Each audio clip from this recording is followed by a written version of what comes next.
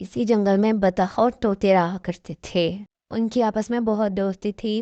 جنگل کے باقی جانور ان کی دوستی پر رشک کرتے تھے۔ میں ایک کوا بھی رہا کرتا تھا۔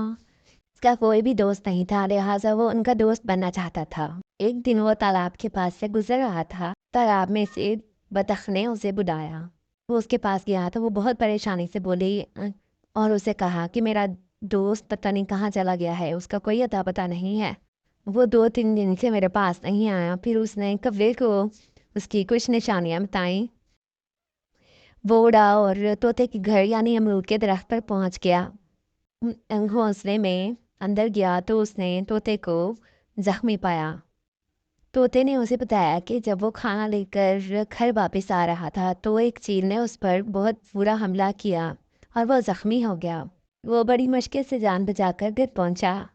وہ نے اس کے زخم صاف کیے اور امرود توڑ کر اس کے پاس لایا تاکہ وہ کچھ کھا لے۔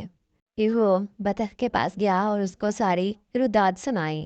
دن میں طوطے کے زخم ٹھیک ہو گئے۔ اس دوران اس نے طوطے کا بھرپور خیال رکھا۔ بطخ کو بھی اس کی خیریت کی اطلاع پہنچاتا رہا۔ طوطا بالکل ٹھیک ہو گیا تو بطخ اور طوطے نے کوے کا بہت شکریہ ادا کیا اور اس کو دوست بنا لیا۔